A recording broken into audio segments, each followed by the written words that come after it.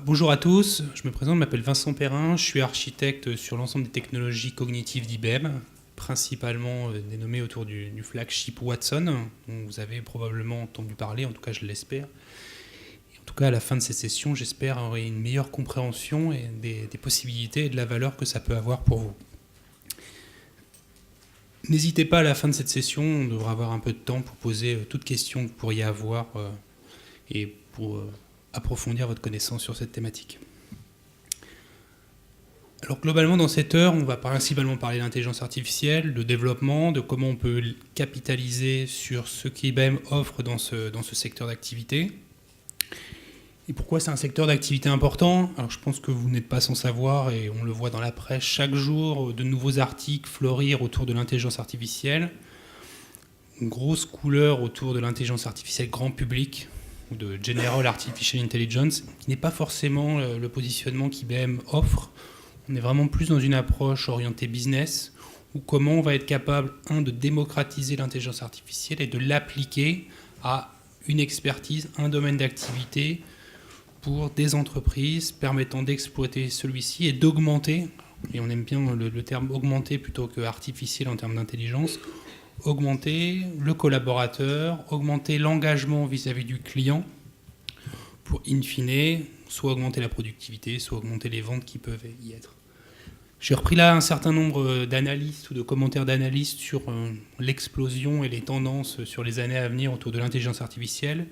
Et on s'aperçoit que, c'est un sujet de préoccupation d'un certain nombre de dirigeants d'entreprise, et que de plus en plus d'applications vont intégrer des briques ou vont infuser des services d'intelligence artificielle ou de cognitif. Et c'est vraiment là où IBM souhaite se positionner, de faciliter l'intégration de ces services-là dans une approche potentiellement itérative d'usage de ces services, et on verra dans quelques instants quels services. Alors même si on prend ces 5 grandes dernières années, l'intelligence artificielle, les réseaux neuronaux ont explosé, principalement avec le développement du cloud et la disponibilité de ressources informatiques permettant de traiter cette problématique-là, IBM se penche sur ces sujets depuis maintenant un certain nombre d'années. Il y a eu énormément de travaux qui ont été faits ces 30 dernières années autour de la voix, au travers des réseaux neurones, au travers de la compréhension de l'interaction langage naturel. Et comme IBM est quand même plutôt une entreprise technologique, on aime bien se donner un certain nombre de challenges. Et on s'est donné un certain nombre de challenges autour de cette thématique-là. Le premier, dont vous avez peut-être encore à l'esprit, c'était en 1999, où on s'était donné le challenge de dire est-ce qu'un ordinateur peut battre un humain aux échecs? Alors, on n'a pas pris le moins bon qui existait à cette époque-là, et on a challengé Garry Kasparov sur des parties d'échecs. Et en 1999, on a réussi à battre Garry Kasparov. Alors finalement, en fait, on ne l'a pas battu. Et en fait, c'est un peu ce qui est illustré là, c'est qu'au milieu d'une partie, il s'est levé, a posé le pion et a abandonné la partie. Et donc on a considéré qu'effectivement, l'ordinateur avait battu Garry Kasparov. Alors ce n'était pas fondamentalement de l'intelligence artificielle quand on revient un peu sur l'approche, c'était énormément de combinatoires, énormément de puissance de calcul. Mais en fait, Garry Kasparov l'a annoncé, alors pas à l'issue de cette partie, mais quelques années plus tard, qu'il s'était aperçu que la machine apprenait des parties précédentes et devenait beaucoup plus bien meilleure à chacune de ces parties et améliorer ça. Et il s'est dit, si je continue à jouer contre elle, il est certain qu'à 100% des cas, je serai battu. D'où cette approche d'abandon. Mais, comme je disais, c'était principalement du combinatoire. En 2012, là, on passe vraiment sur de l'intelligence artificielle et on pourrait considérer un saut quantique sur ces 13 années-là, où en fait on s'était donné un challenge 5 ans avant, donc c'est un challenge qui nous a pris un certain nombre de temps à réaliser, c'était de battre des humains à Jeopardy. Alors je ne sais pas qui dans la salle connaît Jeopardy, c'est plutôt un jeu nord-américain, mais globalement c'est le question pour un champion inversé. Au lieu de vous donner une question, il faut trouver la réponse, il vous fournissent une réponse, il faut donner la question. Et en plus, il faut miser sur la réponse que vous allez fournir. Et globalement, en 2012, on a battu les 2 meilleurs joueurs au monde, avec des scores plutôt écrasants. Et là, on avait dans ce challenge un certain nombre de services cognitifs qui étaient vraiment mis en œuvre, principalement de la compréhension et de l'interaction au langage naturel. le présentateur parlait comme j'étais en train de vous parler, la machine devait comprendre la question, enfin, comprendre dans ce cas-là la réponse, être capable de raisonner sur cette réponse, d'analyser un fort corpus de documents. On avait indexé plus d'1 milliard de données dans la solution pour être capable d'adresser l'ensemble des sujets potentiellement abordés pendant cette émission. Et être capable, parce qu'il y avait cette notion de pari, en disant je suis confiant sur ma réponse et je mets de l'argent pour jouer, de dire j'ai trouvé une réponse, mais est-ce que le degré de confiance que j'ai sur cette réponse est significatif ou suffisant pour pouvoir miser 5 000, 10 000 $ sur la réponse. Donc il y avait un certain nombre de briques qu'on retrouve chez un humain classique, de compréhension du langage naturel, de raisonnement, de baser sur des hypothèses, de prendre une décision. Là, la décision était est-ce que j'engage mon argent pour la réponse que j'ai mise. Et donc c'était vraiment on va dire les gros prémices de l'intelligence artificielle chez IBM. Dans les années qui ont suivi, un certain nombre de personnes sont venues nous voir, et principalement des médecins, nous disant ce que vous avez fait sur Jeopardy, c'est très intéressant, et c'est surtout ce qu'on vit au quotidien. Alors on a commencé à travailler premièrement avec des oncologues, parce que quelle est leur problématique? C'est qu'ils ont un très fort corpus d'informations. Globalement, on s'aperçoit qu'un médecin sur la thématique de l'oncologie devrait lire environ 140 heures par semaine d'études qui peuvent être publiées à travers le monde, d'études, d'articles et autres, ce qui est juste humainement impossible.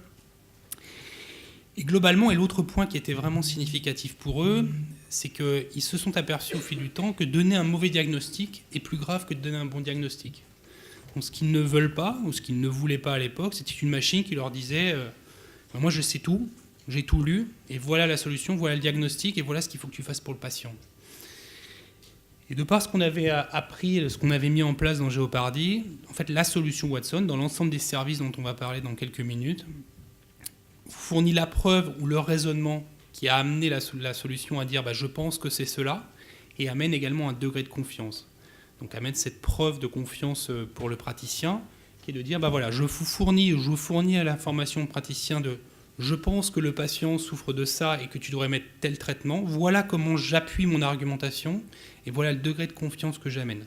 Et bien entendu, c'est au médecin de prendre la dernière décision sur la chose. Alors là, vous pouvez voir des choses qui pourraient, dans votre quotidien, vous paraître assez abstraites. Ce qu'on a souhaité dès le début des années 2014, c'est de démocratiser l'usage de ces technologies, d'en simplifier l'accès. C'est une des raisons pour lesquelles je suis là aujourd'hui.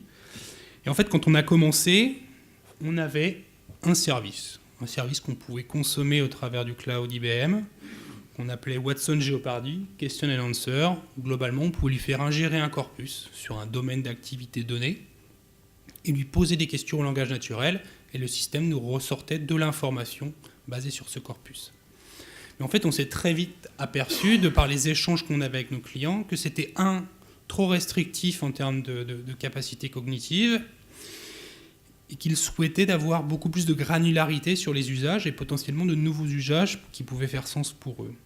Donc aujourd'hui, en 2017, on a ce panneau en termes de services disponibles que l'on peut consommer à l'usage et qui reprennent globalement, et j'ai essayé de les regrouper par thématique, les grandes thématiques d'une problématique autour du cognitif.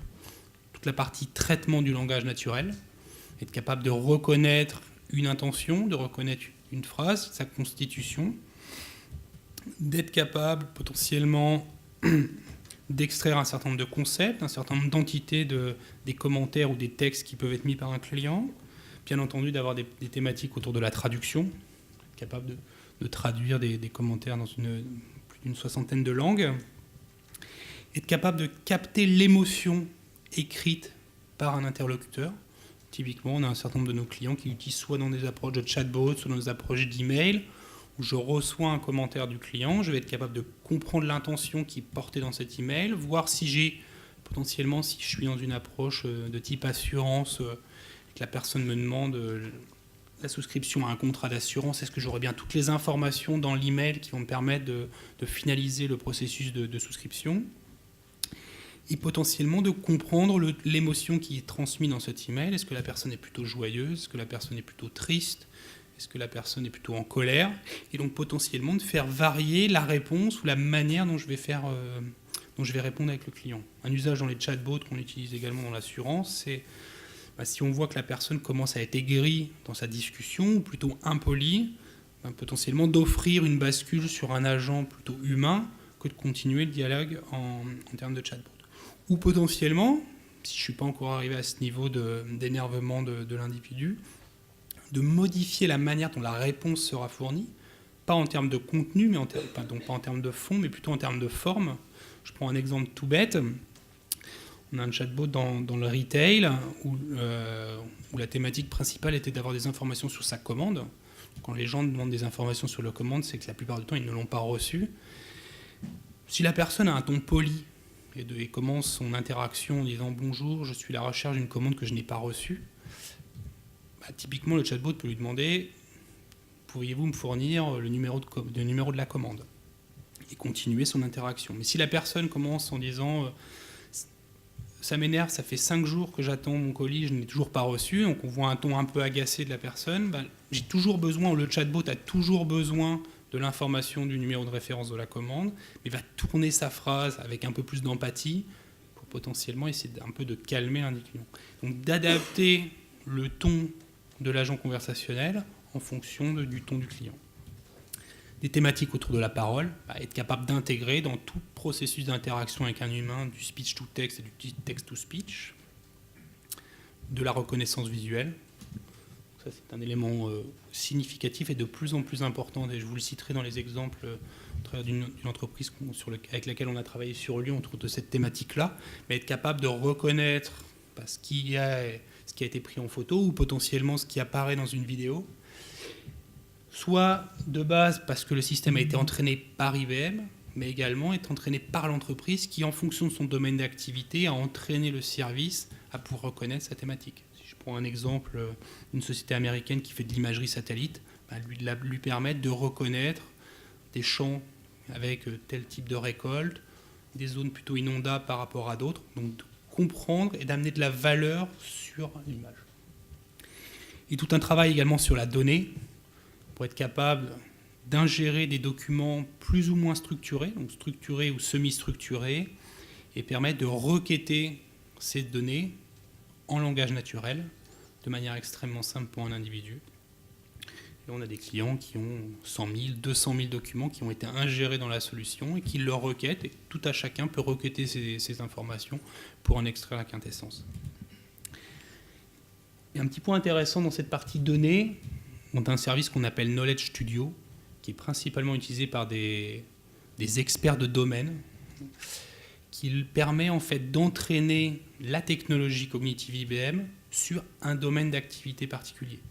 Parce que typiquement, tout ce que vous avez vu avant, c'est des choses qui sont extrêmement génériques, qui utilisent des technologies du type NLP, NLU, Natural Language Processing, Natural Language Understanding, mais qui sont génériques et qui ne sont pas liés à un domaine, liés à un vocable particulier. La solution Watson Studio permet d'entraîner par du machine learning, par des dictionnaires, par des rules, le système à comprendre le vocabulaire lié à une problématique donnée.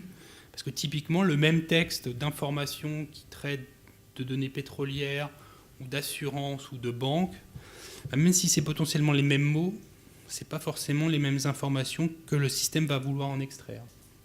Et donc Knowledge Studio, c'est comment appliquer un domaine d'expertise sur un texte. Et donc amener une structure, un relief à celui-ci. Typiquement, on parle principalement de services. Vous verrez tout à l'heure la technologie d'intégration. Mais on est là dans la technologie Watson, et c'est vraiment ce qui me plaît, dans une approche de type Lego. Vous vous rappelez, vous avez probablement tous dans la salle joué avec des Lego dans votre passé. Je vais pouvoir être capable de composer mon application ou d'intégrer dans un processus métier les différentes briques des services que je vous ai présentés à façon, et potentiellement dans une approche extrêmement itérative, commencer par un agent conversationnel, rajouter de la voix, rajouter de la vidéo, rajouter de l'audio. Tout ça orchestré par une application déjà existante ou l'application de base qui a vocation à orchestrer ces différents services. Et cette application n'a pas forcément vocation à vivre seule, mais vit dans un écosystème global, potentiellement connecté à un système d'information pour aller chercher des informations sur un client, sur un processus particulier, etc. etc.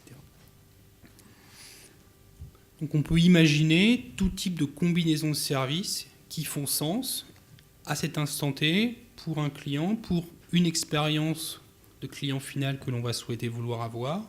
Et on a des clients dans tout domaine d'industrie qui a imaginé cette composition de services de manière plus ou moins originale. Typiquement, en termes d'intégration, on a souhaité que l'exploitation de ces services soit le plus triviale possible. L'ensemble de ces services sont des services accessibles au travers de technologies de type REST ou de protocoles de type REST. Et au-delà de cette approche de type REST, qui est vraiment une approche extrêmement de bas niveau, de fournir un certain nombre de SDK dans une kyrielle de langages. Alors, bien entendu, des langages très ouverts de type Node.js, Java, Unity 3D, et on verra un exemple tout à l'heure avec Ubisoft de l'exploitation de ça. Donc, pour faciliter l'intégration, l'exploitation de ces services dans tous les domaines, dans tous les cas d'usage. Bien entendu, on aurait pu citer aussi la thématique de mobile au travers du Swift et d'autres protocoles. Donc l'idée, c'est de pouvoir exploiter extrêmement facilement ces services, quel que soit le contexte, quelle que soit la plateforme ou le canal considéré. Typiquement, juste pour vous l'illustrer pour la partie visual recognition, j'ai à gauche un code en Node.js dans lequel je passe mon image. Automatiquement, le système me fournit l'information. Voilà, je vais passer une image de Barack Obama. Il me fournit un certain nombre d'informations sur c'est plutôt une personne. Là, on a entraîné notre système à reconnaître des célébrités, reconnaître le genre de la personne et l'âge. J'aurais pu mettre une photo beaucoup plus générique. Par exemple, cette salle, il m'aurait indiqué une salle de conférence avec un certain nombre d'individus, etc., etc. Globalement, vous le voyez à gauche, l'exploitation de cette capacité de reconnaissance visuelle est extrêmement simple et ne nécessite que certaines lignes de code. Bien entendu, on parle là d'intégration, mais on a toute la partie tooling et interface utilisateur pour pouvoir être capable d'entraîner la solution. Un certain nombre des services que j'ai évoqués viennent alors déjà entraînés, déjà préparés sur un certain nombre de domaines. Typiquement la visual recognition, on a intégré plus de 10 000 tags ou 10 000 classifiers sur lesquels vous allez pouvoir prendre n'importe quel type d'image et être capable de reconnaître un certain nombre de choses. Mais comme je l'évoquais tout à l'heure, la capacité d'enrichir le système avec vos propres données. Si je reprends un autre exemple que la partie données satellites, un assureur qui veut s'en servir dans une application mobile de gestion de sinistres, va être capable par exemple de lui embarquer un certain nombre de photos au travers de pneus qui sont à plat, de vitres brisées, de voitures vandalisées. Il lui fournit un corpus de données, un corpus de photos sur ces thématiques-là, et dès qu'un client va utiliser l'application, prendre une photo, va être capable directement d'avoir l'information. D'autres services viennent de manière beaucoup plus brute, où on fournit juste les briques technologiques, et là toute la phase d'apprentissage est nécessaire, par exemple dans le module de conversation, qui est la brique de base d'un agent conversationnel ou d'un chatbot. Là, il va falloir l'entraîner à reconnaître les intentions liées aux différents use cases que vous allez vouloir supporter. Et donc dans les phases d'avant-vente et de début de projet, on travaille avec les clients, ou nos partenaires travaillent avec les clients sur quels sont les use cases que vous voulez couvrir au travers de votre agent conversationnel. Mettons en phase et entraînons le système à reconnaître ces différentes intentions. Et donc on fournit toute une interface pour pouvoir faire ça. Et derrière, le développeur, le UX designer, va exploiter les différentes méthodes de service d'appel que j'évoquais tout à l'heure pour pouvoir interagir avec le système. Ce n'est pas juste un outil où on va faire de la ligne de commande, il y a tout un système permettant potentiellement à des gens qui ne sont pas développeurs de faire toute la phase d'entraînement de cette technologie. Quelques exemples qui sont actuellement en production, et alors j'en ai pris quelques-uns qui ne sont pas forcément cités dans la presse. Vous avez pu voir potentiellement dans la presse des choses autour de très grandes banques, de type Crédit Mutuel, de type Orange, de type Bouygues Télécom, alors plutôt dans les télécos. Là, j'ai pris des secteurs beaucoup plus, des boîtes de taille beaucoup plus intermédiaire, mais aussi pour vous montrer que des boîtes de taille intermédiaire ont exploité plus ou moins de services et ont très rapidement été capables de démontrer un certain nombre de plus-values ou de quick wins sur ce type de technologie. Par exemple, Manutan, qui est un fournisseur de matériel de bureau, a développé un agent conversationnel et un configurateur pour toute cette problématique autour des chaises de bureau, qui peut paraître pour commun des mortels, des choses assez basiques, mais ils ont une référence de produits assez gigantesque et ont souhaité simplifier l'expérience utilisateur. Je prends un autre secteur, alors là je vais quitter la France pour les États-Unis. L'équivalent d'un Interflora aux États-Unis a souhaité pour la fête des mères, et il l'a fait maintenant, c'est sa deuxième année en 2017 et il continue en 2018, a fait un chatbot pour aider les personnes à choisir des produits. Globalement, ils sont partis d'un concept assez simple. Ils ont 1 milliard de combinaisons de produits et 1 million de clients. Ils vont faire le lien en disant je ne vais pas proposer une kyrielle de 100 produits comme on peut le voir sur un site traditionnel de l'e-commerce, mais je vais proposer les 2-3 produits qui font sens en fonction de ce que la personne m'a exprimé.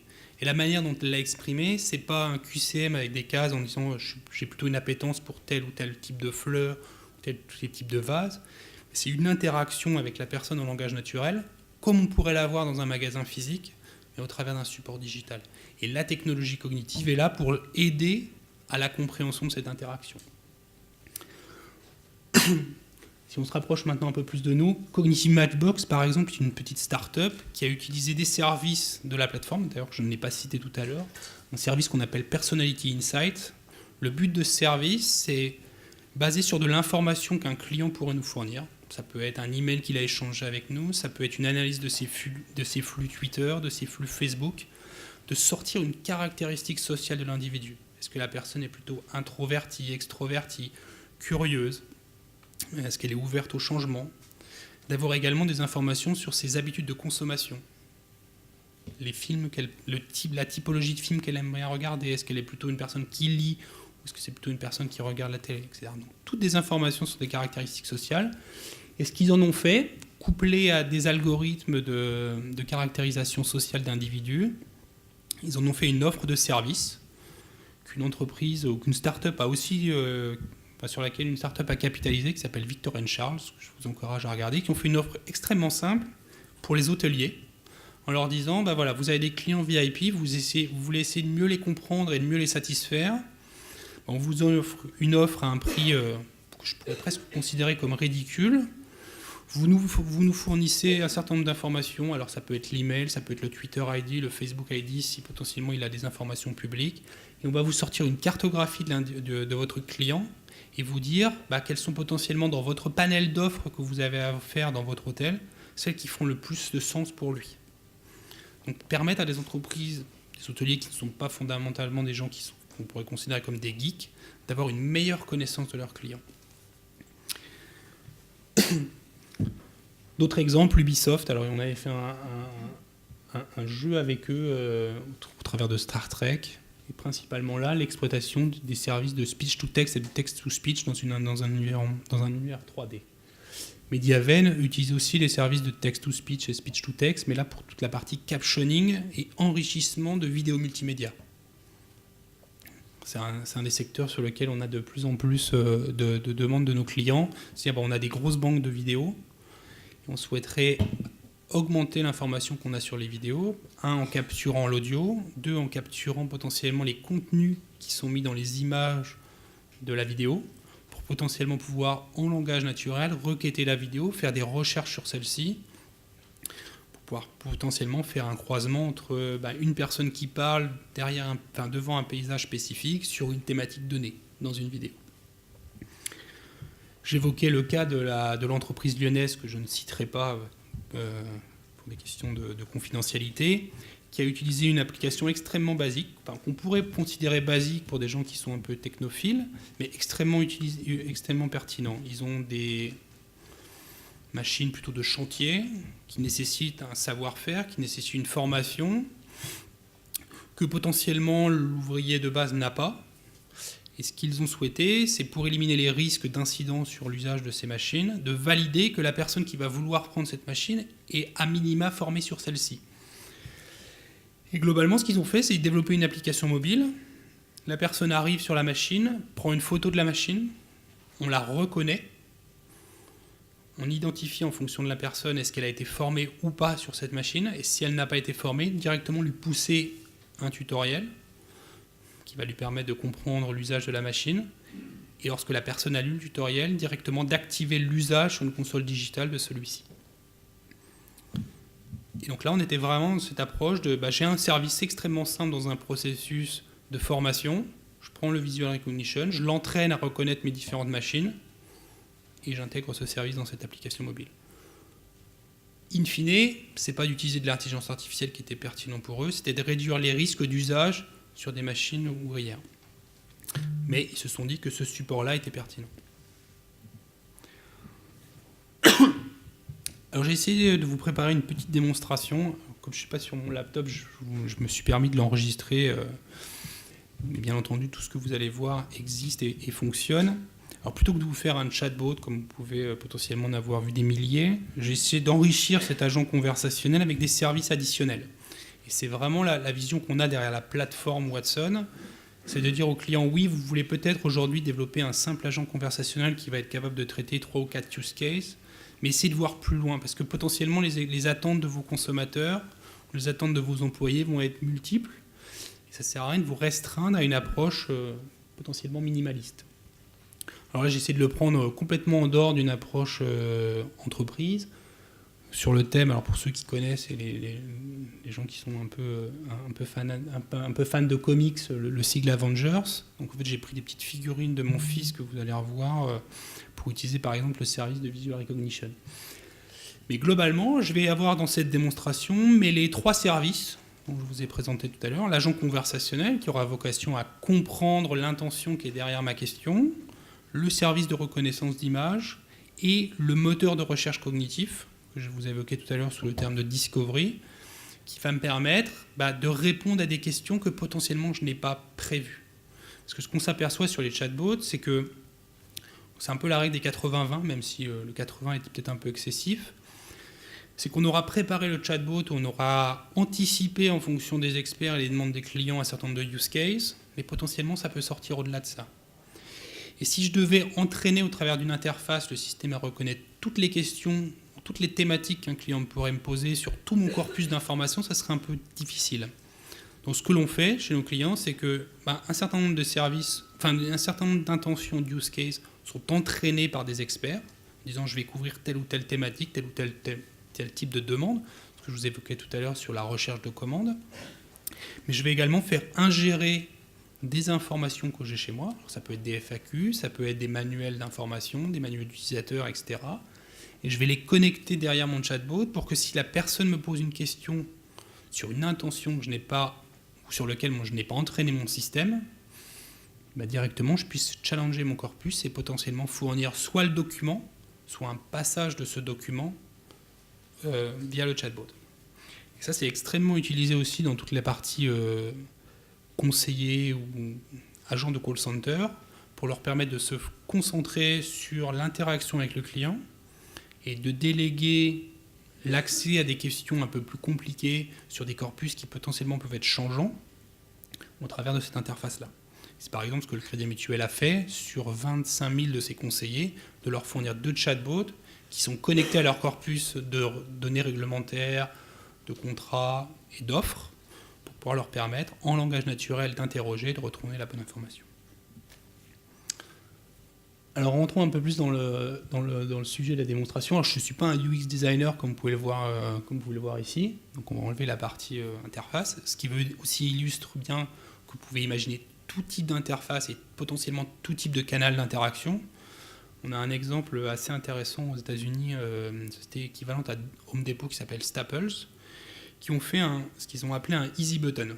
C'est un petit bouton, un gros bouton rouge. Vous appuyez, vous parlez, vous dites je veux commander des stylos, je veux commander des ramettes de papier. Automatiquement, le système comprend et passe la procédure de commande. Et comme ils ont enrichi ça sur d'autres canaux, ils permettent de le faire via SMS, via email, via du Slack, via du Facebook Messenger, et via également le mobile avec ce gros bouton, donc un gros bouton rouge au travers de l'interface, mais également dans une approche de reconnaissance visuelle. Vous voyez un produit, vous prenez la photo, il l'a en son stock, et il vous fait automatiquement la commande. Donc ils ont couplé l'ensemble des canaux en considérant une chose qu'on voit énormément dans la partie marketing, c'est que cette notion d'omnicanalité, elle n'est pas forcément toujours clé pour les entreprises, mais pour le client, elle est clé. C'est quel que soit le canal qu'il aura choisi, il faut qu'il soit capable d'interagir avec la marque. C'est un peu la même approche là, on est complètement agnostique du canal et on permet de s'intégrer dans tout type de canaux. Alors, lançons la démonstration. Donc, qu'est-ce que vous allez voir dans une première phase? C'est un certain nombre de questions sur lesquelles j'ai personnellement entraîné la solution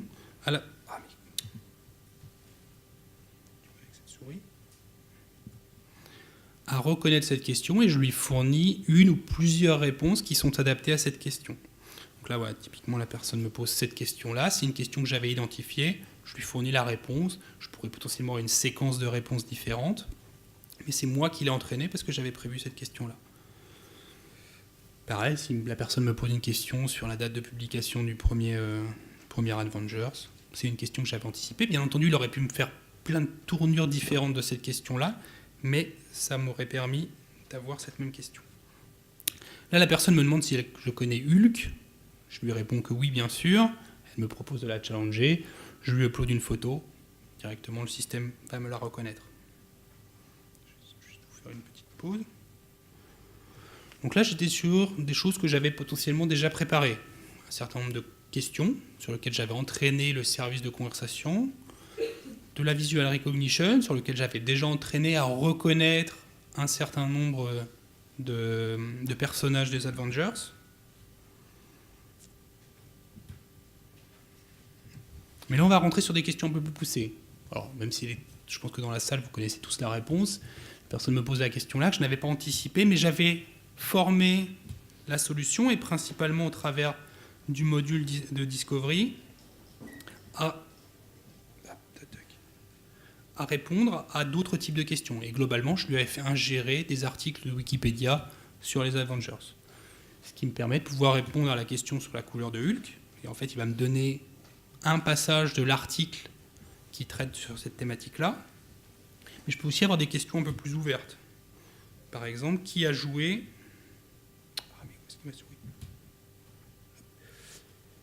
Qui a joué Hulk dans les différents films? Ah, non, c'est pas possible. Désolé, j'ai pas l'habitude du PC. Tac, tac.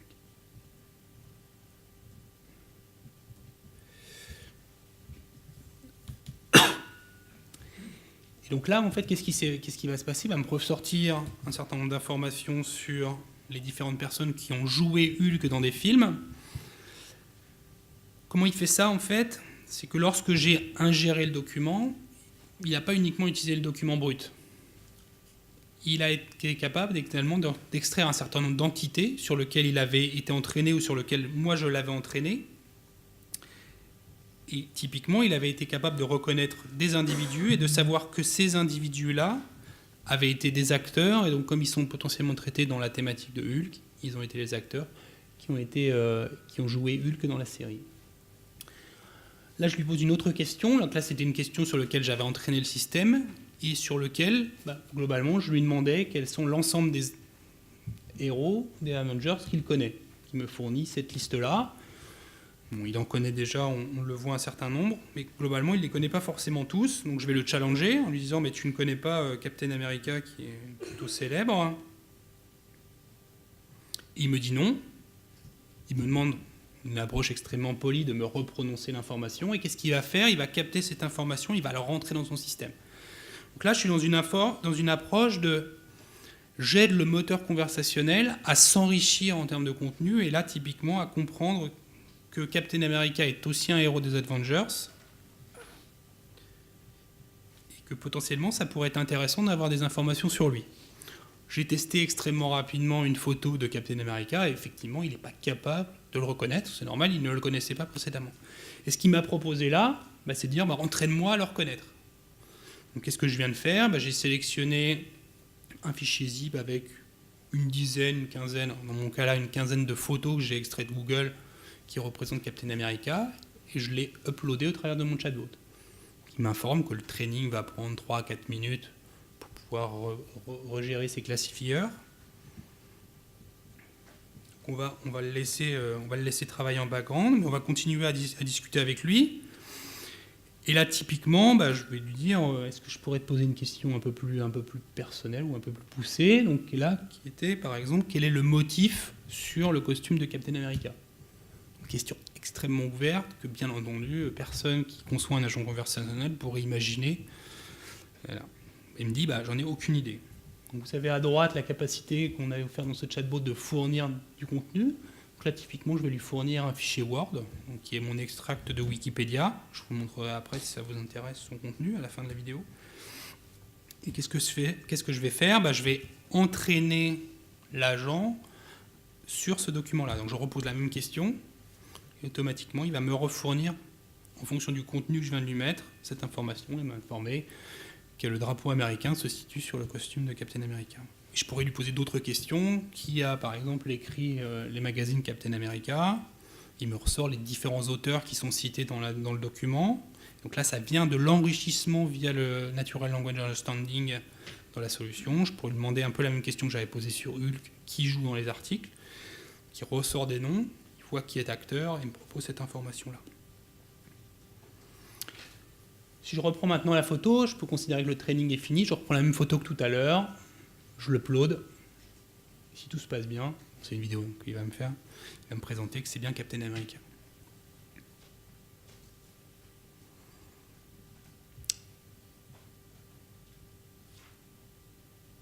Et là, si maintenant je vais finir juste ma démonstration en reposant à l'agent conversationnel quelle est la liste des héros Avengers que tu connais, et il a automatiquement mis à jour cette liste avec ce nouvel agent. Dans ce développement-là, juste pour vous l'expliciter, j'ai une application Node.js et 3 services Watson. Je n'ai pas de base de données, je n'ai pas de référentiel spécifique.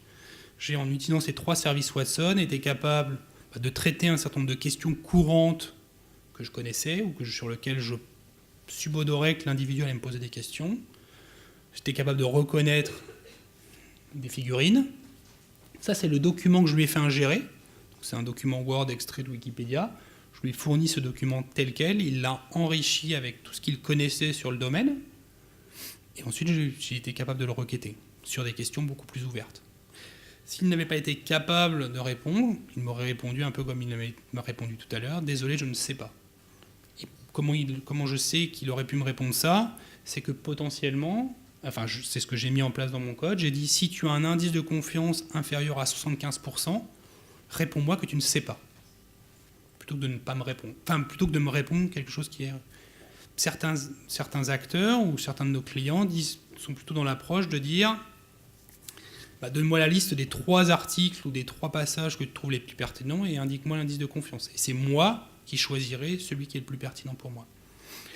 Pareil pour la notion d'intention. Dans la partie de chatbot, la plupart du temps, effectivement, on est plutôt dans une approche, je comprends l'intention et je fournis une réponse, ou je ne fournis pas de réponse si je n'ai pas un indice de confiance. Mais dans certains cas, ça peut être de dire, j'ai détecté plusieurs intentions, et selon toi, quelle est celle qui est la plus pertinente en fonction de ta demande?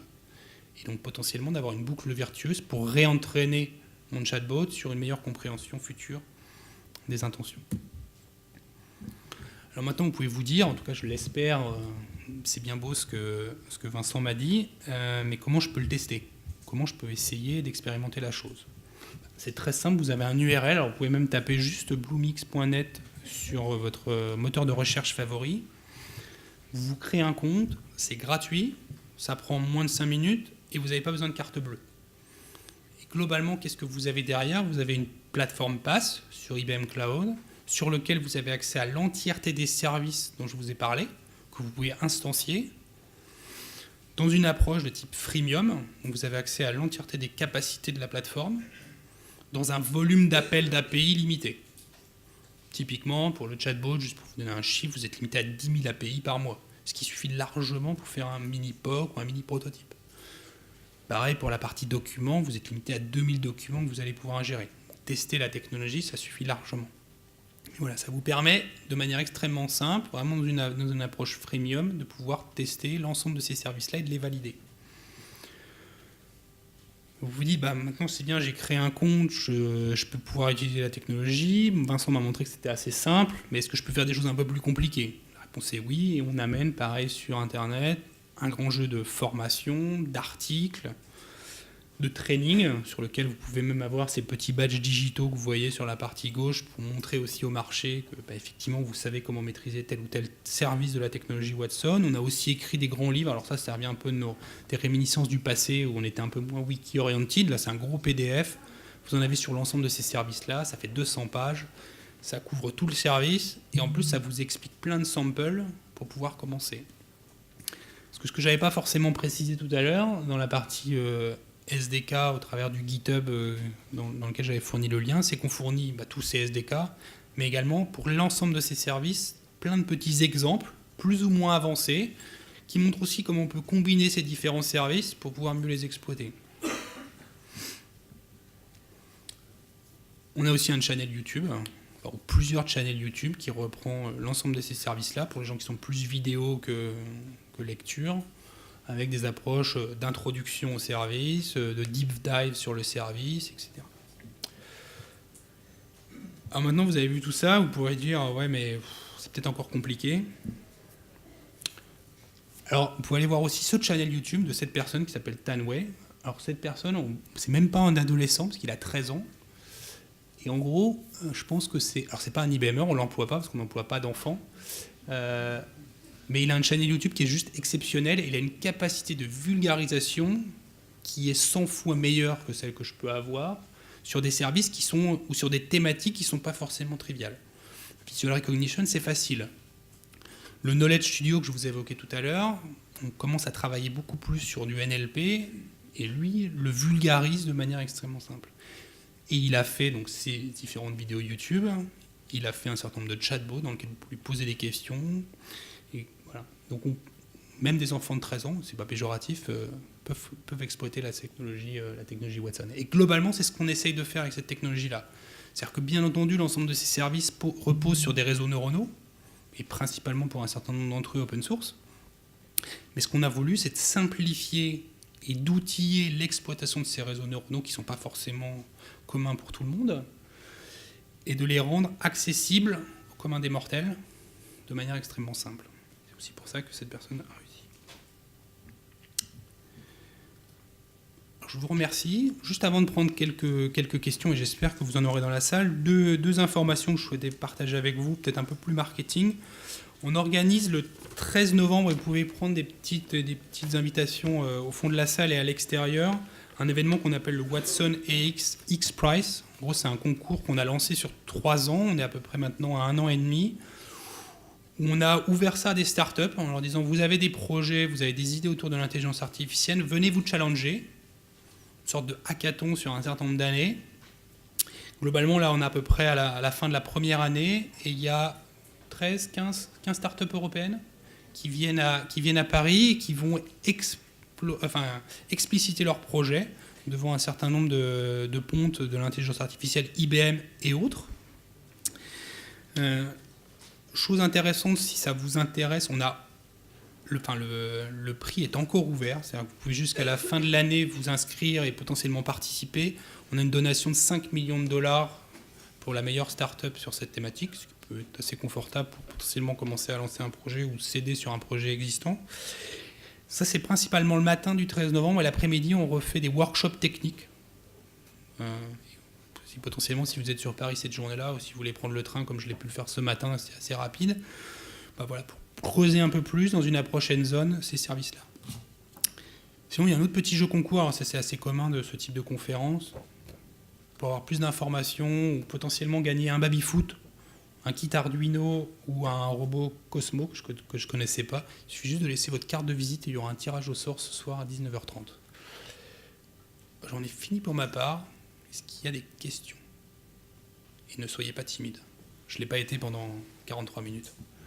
Allez, alors il y a, juste pour aider tout le monde, il y a un petit micro juste pour aider tout le monde et comme la session est enregistrée. Petite question quand on s'inscrit sur Bluemix, c'est qu'on commence à entraîner avec des appels avec son API, etc.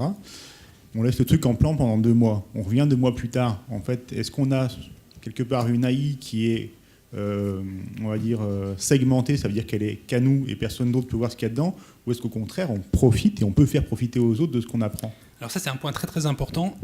La réponse est non. Il y a une complète isolation des données et tout ce que vous fournissez dans la plateforme continue à être votre propriété.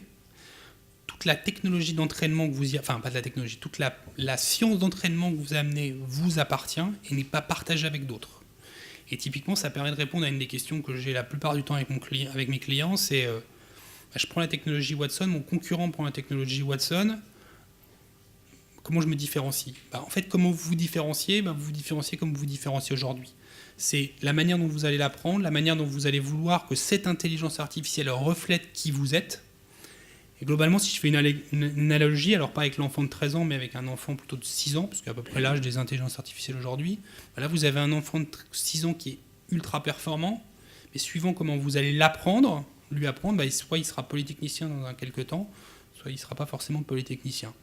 Donc cette notion d'apprentissage est importante. Donc non, on amène cette garantie de les données que vous fournissez sont vos données, elles ne sont pas partagées. Ce que l'on annonce contractuellement, c'est que suivant les approches, alors principalement quand vous êtes dans l'approche complètement gratuite, on s'autorise, mais vous pouvez désactiver cette fonctionnalité-là, à nous exploiter une partie de vos données, pas parce que c'est de la donnée qui vous appartient, mais pour améliorer nos services qui sont derrière et nos modèles de réseaux neuronaux qui sont derrière, pour que là, ça peut potentiellement profiter à d'autres. Mais on n'exploite pas vos données en tant que telles. Mais sinon, et c'est parce que la plupart de nos clients ne partent pas sur le modèle gratuit, bien entendu, on a une offre spécifique où là, tout ce qui est fourni, tout l'apprentissage, tous les modèles qu'ils amènent sont leur propriété, restent leur propriété, ne sont partagés avec personne. Et le modèle gratuit est limité dans le temps, ou on a quoi, c'est un limite de nombre d'appels d'API ou pas dans le temps ? Le modèle n'est pas limité dans le temps, le modèle est limité sur le volume d'usage que vous allez vouloir mettre. Et on s'autorise juste une approche de durée d'inactivité, donc de supprimer les données s'il y a une inactivité, je ne sais plus le nombre de jours, si c'est 30 ou 60 jours, mais il n'y a pas de limitation dans le temps, il y a juste une limitation par volume sur une durée de temps. Pardon, désolé, c'est juste pour que tout le monde puisse profiter de votre question. Est-ce que vous pouvez nous donner des nouvelles de la traduction et si le logiciel Watson fonctionne en indien, dans tous les langages du monde, donc traduction, grammaire en particulier. Quand on regarde Google Traduction, on voit qu'ils ne sont pas très forts dans certaines langues. Alors, ils ne sont pas très forts dans certaines langues. On n'est pas forcément fort dans toutes les langues, on n'a pas le même niveau dans toutes les langues. Globalement, on peut considérer que sur l'ensemble de ces services-là, on est plutôt bon sur 6 à 9 langues. Le service de traduction étant le service où il y a le plus de langues, et principalement dans cette approche de pairing entre la traduction des langues. D'autres services sont un peu moins poussés en termes de langue, parce que aussi le marché ne nous le demande pas forcément, et on est une entreprise à but lucratif, on va dire, entre guillemets. Et donc en fonction des demandes qui peuvent être dans les pays, on a la chance en France d'être un pays plutôt très en avance par rapport à d'autres. Mais globalement, pour vous donner les grandes langues qui sont aujourd'hui disponibles sur la plateforme, sur l'ensemble de ces services-là, l'anglais, le français, le japonais, le chinois, le portugais, l'espagnol, l'allemand un peu en retrait, parce que voilà, l'anglais britannique, bon, ça n'est que pour les Britanniques pour leur faire plaisir. Ça, c'est principalement pour les services de NLU, qui sont les services les plus avancés. Le service de conversation gère aussi du coréen. Voilà. Et après, ça vient en fonction des pays. Le service de traduction doit être sur une 60aine de langues qui sont traduites, alors plus ou moins bien traduites. On a une particularité par rapport à d'autres acteurs. C'est un peu ce que j'évoquais tout à l'heure sur cette notion de training. C'est qu'un certain nombre de ces services-là sont entraînables par vous. Et typiquement pour les adapter à un domaine. Le service de traduction est entraînable. Vous pouvez lui fournir des corpus spécifiques à votre thématique-là. Et typiquement, aujourd'hui, il est principalement orienté autour de 3 domaines, que sont les nouvelles. C'est un domaine assez difficile à traduire, surtout dans les titres d'articles. Le mode conversationnel, un peu comme je le fais là, et le mode autour des brevets. Alors, pourquoi celui-là ? Probablement parce qu'on avait un big case sur ce cas-là. Mais voilà, on peut l'entraîner sur des domaines, on travaille avec des clients dans un certain nombre de domaines d'activité pour le former sur un vocabulaire spécifique. Pareil pour la partie speech-to-text et text-to-speech, on peut lui fournir des custom models pour l'entraîner sur des vocabulaires, des expressions spécifiques. Alors, il y a des services qui ne s'entraînent pas, par exemple la partie Tone Analyzer, aujourd'hui qui est peut-être la plus pauvre en termes de langue, parce qu'elle n'en supporte que 2, l'anglais et le français, pour reconnaître ces différentes émotions. Et elle, qu'est-ce qu'on a fait ? En fait, on a pris des travaux de la recherche IBM et de la recherche académique, qu'on a intégré dans ce service-là et qu'on a rendu disponible. Mais globalement, c'est le seul service que vous ne pouvez pas vous entraîner. Tous les autres sont des services que vous pouvez entraîner, même la partie text-to-speech, speech-to-text et démonstration. Il y a une question devant.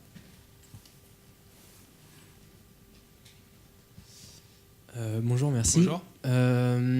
Est-ce que donc on donne un grand dataset donc à Watson et donc il va prendre un moment pour l'ingérer. Oui.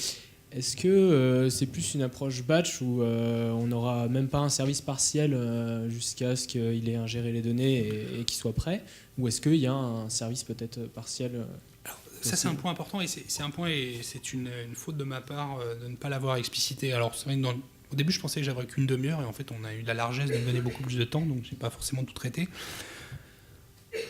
Quand on parle de cette ère-là, on annonce principalement qu'on est sur une nouvelle ère de l'interaction avec les machines. Si on reprend un peu l'histoire des machines, on était principalement avant sur une ère de la par programmation ou programmatique, où en fait, l'humain apprenait un langage, apprenait le langage de la machine pour être capable d'interagir avec lui.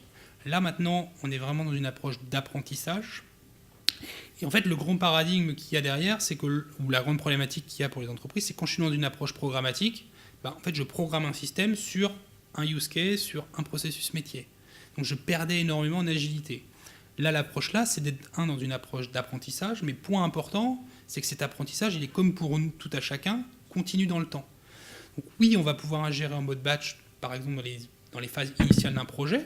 Ça va prendre plus ou moins de temps suivant le service, mais vous avez vu, et là, j'ai pas fait de pause, de coupe dans ma vidéo, c'est vraiment les temps que j'avais, donc le traitement du document, qui n'était pas énorme, soit, mais c'était de l'ordre de quelques secondes. Mais dès que je vais avoir commencé à ingérer, le système va déjà pouvoir être capable d'apprendre et vous allez pouvoir le changer. Mais si demain un nouvel article sort, une nouvelle information sort, il va être ingéré, il va être traité, et lorsque je vais pouvoir le traiter. Donc je suis vraiment dans cette approche itérative et de progression de cet apprentissage, mais à la différence d'un humain, il a la force de ne pas oublier. Ce qui n'est malheureusement pas notre cas, ou c'est le cas de certaines personnes sur Terre, mais pas de moyenne pareil. Mais voilà, donc les temps peuvent varier, mais globalement, je peux être vraiment dans cette approche-là d'itérativité. Merci. Il y a une question au fond. Vous pouvez garder le micro pour une deuxième question. Bonjour, merci beaucoup pour votre présentation. Je me pose les questions de la mise à jour d'un corpus. Qu'est-ce qui se passe si demain je redonne à Watson toute une base de texte sur les Avengers et en fait il y avait une erreur sur un acteur qui a joué Hulk. Est-ce qu'il va comprendre qu'il y avait une erreur ou il va rajouter cet acteur mais garder l'ancien, etc. Ça va dépendre vraiment de cette approche d'apprentissage et de confiance qu'il va avoir. Si je lui mets juste un tout petit article avec les nouveaux acteurs sont ça, globalement, il va me les remonter avec un indice de confiance un peu supérieur, il va me remonter l'ancien avec un indice. Donc, c'est là où la force de comment je présente l'information est importante, pour pouvoir laisser à l'humain potentiellement le choix de choisir entre c'est ça ou c'est ça. Après, il y a aussi la phase, alors je ne l'ai pas mis ici, mais de boucle vertueuse, dans le sens où, alors sur le service Discovery, comment il se décompose, il est dans une phase où je prends le document, plus ou moins semi-structuré, il est converti en structuré, il est enrichi via le NLU, il est stocké, je peux ensuite le requêter, et ensuite je peux l'entraîner avec un corpus de questions. Et donc dans ce cas-là, si on s'aperçoit qu'il y a une chose qui est modifiée parce qu'un corpus arrive différemment, ça va être de dire je vais repartir sur mon jeu d'entraînement ou sur une partie de mon jeu d'entraînement, en me disant non, la réponse à la question là, c'est celle-là et pas celle-là. Ça peut être fait par l'humain, ou ça peut potentiellement être fait par l'humain. Ça peut être fait par l'utilisateur final de la solution, ou ça peut être fait par un expert en disant je vais réentraîner mon système parce qu'il y a des informations qui ont changé. Ou alors ça peut être parce qu'il y a plusieurs humains qui ont requêté et qui ont dit que c'était ça qui les intéressait, un peu comme vous pourriez l'avoir sur le PageRanking de Google, pour pouvoir forcer la confiance que la solution Watson a sur cet article ou sur cette information. Donc après, c'est en fonction de l'expérience utilisateur que vous allez vouloir mettre, qu'on va apprendre cette chose-là. Mais sinon, si vous lui mettez juste 2 articles identiques, il va potentiellement vous remonter les 2 articles avec un degré suivant comment c'est écrit et suivant comment vous l'avez entraîné, principalement avec Knowledge Studio, de plus ou moins d'indices de confiance. Il gère aussi toute la partie déduplication de documents. Potentiellement, vous refournissez un document que vous avez déjà fourni. Directement, il va l'évacuer. Il ne va pas le considérer comme un double en lui mettant plus de poids, heureusement. Ça répond à la question.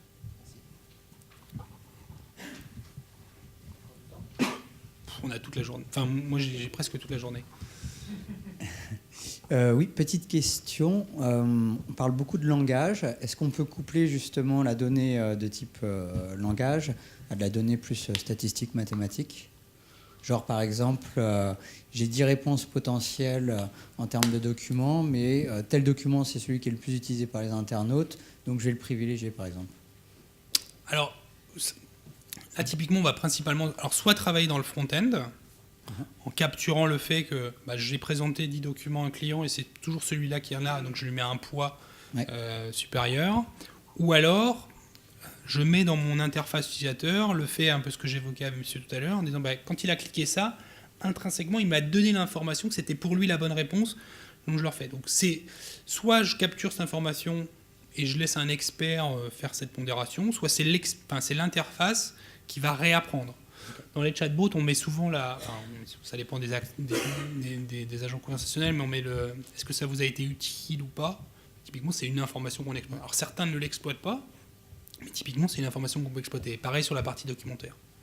Mais sinon, de base, lui, il a son travail qui est fait sur le document.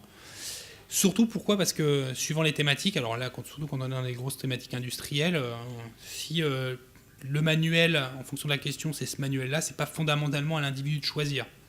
Ou alors s'il choisit, c'est qu'il a déjà un niveau expert et donc il a été impliqué dans le schéma d'enrichissement de la solution.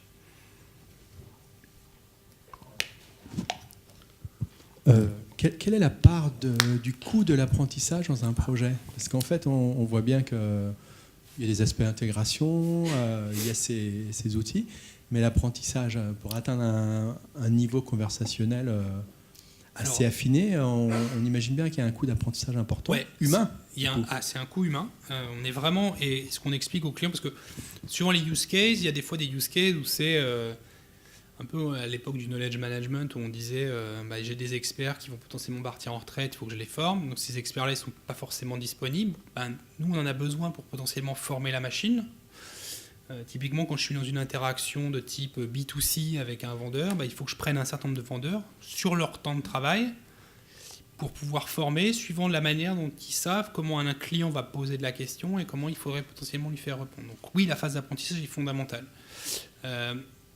Ce qu'il faut considérer, et ce que je dis à la plupart de mes clients, c'est que ces projets sont extrêmement itératifs. Ils ont vocation à évoluer dans le temps, un peu pour répondre à la question que j'avais de monsieur tout à l'heure. Mais même dans les phases au début, c'est pas de dire mon chatbot, il va falloir qu'il couvre tout mon corpus d'informations ou toutes mes thématiques, parce que vous n'y arriverez pas, vous allez rentrer dans un effet tunnel. Et en plus, vous allez à la fin ne pas satisfaire fondamentalement la personne qui l'utilise. Il y a un certain nombre de chatbots qui ont surpromis ce qu'ils étaient capables de faire. Les gens les essayaient, ils ont vu que ça ne marchait pas. Donc il faut plutôt dire, voilà ce qu'on sait faire, voilà ce qu'on sait couvrir aujourd'hui, puis le faire évoluer au fil de l'eau. Sur ces principalement 3 dernières années, on a travaillé, alors c'est aussi l'historique d'IBM avec des plutôt très gros clients, sur des plutôt grosses problématiques. Si on prend par exemple Orange Bank, c'était comment je pourrais transformer la banque et vraiment avoir une dématérialisation complète de l'interaction au travers d'un chatbot. On a amélioré notre compréhension sur l'approche d'apprentissage. Là où avant on était, pour avoir un projet plutôt qui tenait la route sur plusieurs mois, il y a 3 ans, on est plutôt à quelques semaines maintenant pour avoir déjà soit un agent conversationnel, soit, si je prends la partie discovery, quelque chose qui fonctionne bien sur un corpus métier spécifique. Donc cette phase d'entraînement a été énormément améliorée avec le temps. Mais oui, ça prend du temps et c'est globalement dans un projet qui prend le plus de temps par rapport à l'expérience utilisateur. C'est pas pour ça qu'il ne faut pas la penser, mais c'est un point non négligeable. Après, c'est comme sur un réseau neuronal, parce que c'est quand même la base de notre système, il ne faut pas vous attendre à avoir toujours 100% de réponses, bonnes réponses. Si vous atteignez 80%, c'est très bien. Si déjà vous traitez en automatique 80% des use cases qu'un client pourrait avoir, c'est déjà énorme. Si on prend un certain nombre de nos clients qui délèguent une partie de leur call center client au travers de ces agents-là, si déjà ils arrivent à diminuer le first call resolution, c'est déjà énorme s'ils le font, vu les coûts intrinsèques, et même s'ils le font sur 10% de leur population. Donc il faut se donner des limites qui sont raisonnables et les faire évoluer avec le temps, progressivement. Mais c'est sûr que ce n'est pas des projets qui, je le fais un mois, j'arrête, et puis le machin il tourne tout seul et je vais pouvoir le faire. Donc, il faut être vraiment dans cette approche de continuité et d'itération, en étant modeste au début.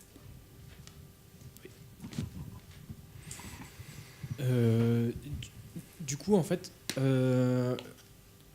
on pourrait avoir au début peut-être d'une activité, peut-être pas les experts, au final, on pourrait avoir une information qui n'est pas tant de bonne qualité et arriver à un système qui est assez pollué, au final, un modèle qui est entraîné avec des données qui ne sont pas au meilleur. Au final, on arriverait peut-être à un état, je me doute, où le modèle il serait mieux de le réentraîner parce qu'il n'arrivera jamais à des résultats aussi bien que s'il avait été bien dès le début, même si on lui présente des experts ensuite qui sont vraiment meilleurs.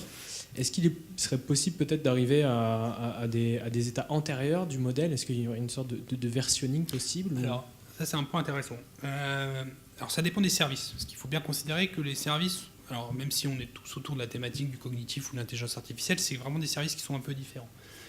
Typiquement sur la partie discovery, on a cette notion de... Je fige un moment la notion de ranking et je peux potentiellement revenir sur des versions antérieures si ça fait sens. On travaille en ce moment, et c'est dans les cartons sur la partie conversation, pour pouvoir faire la même chose.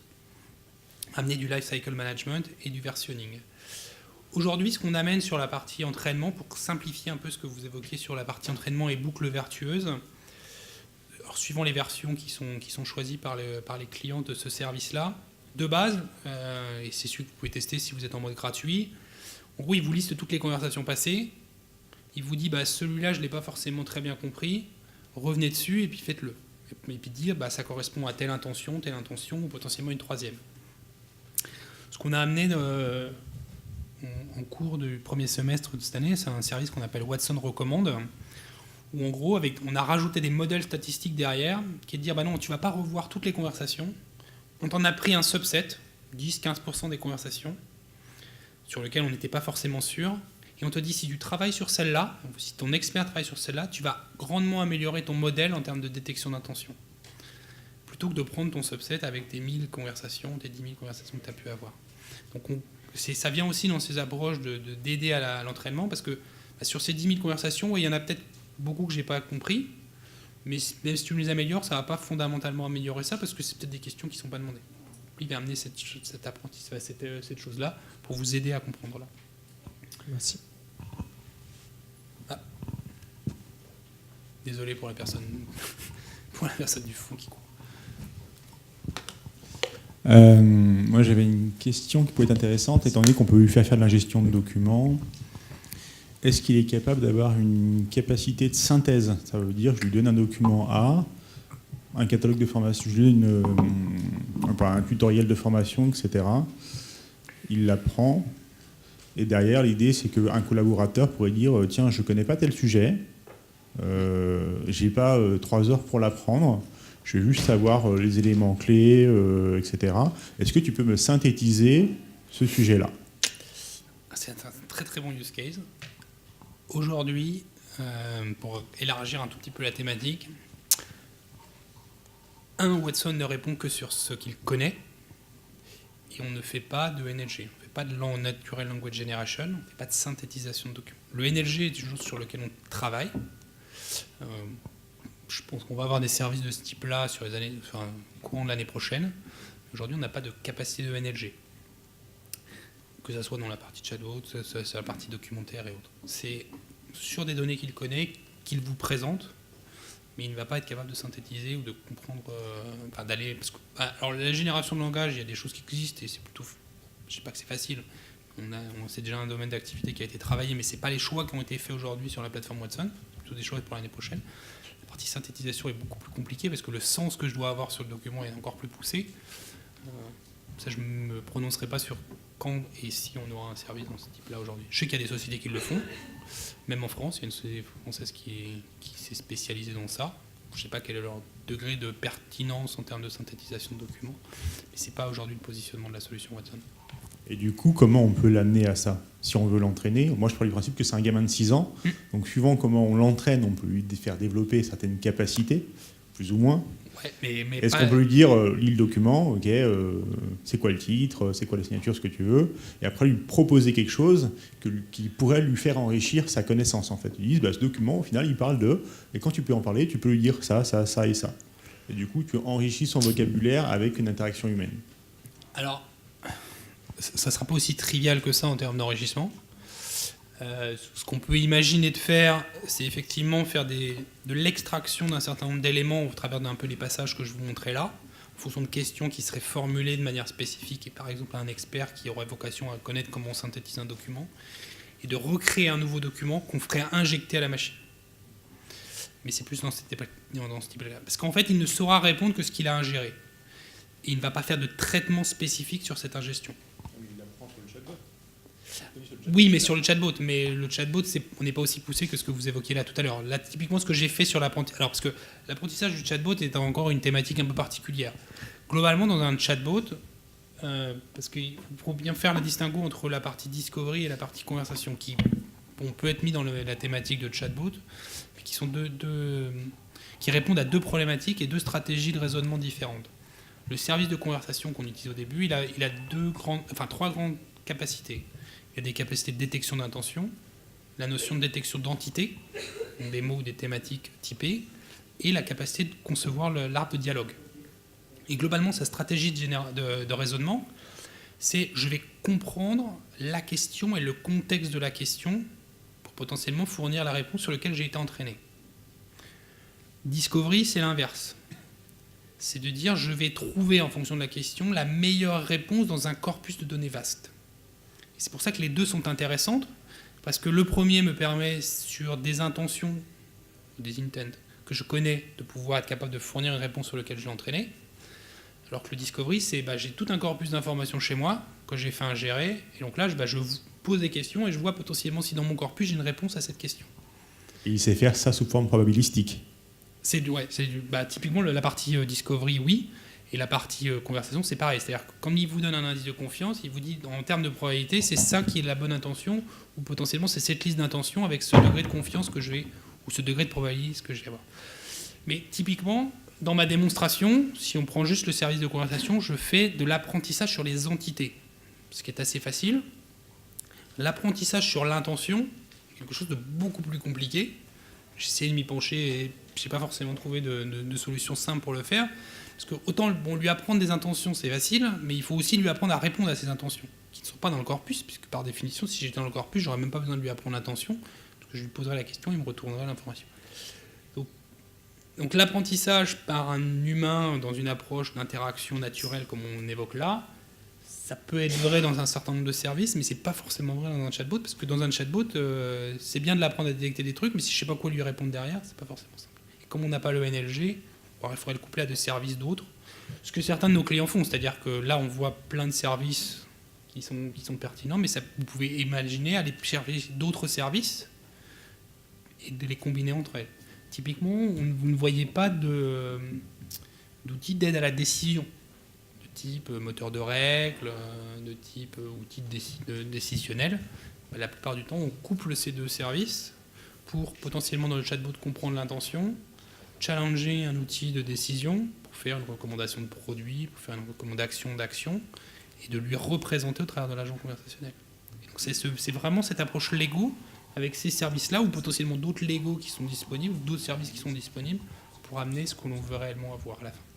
Donc on est vraiment sur de l'architecture conceptuelle.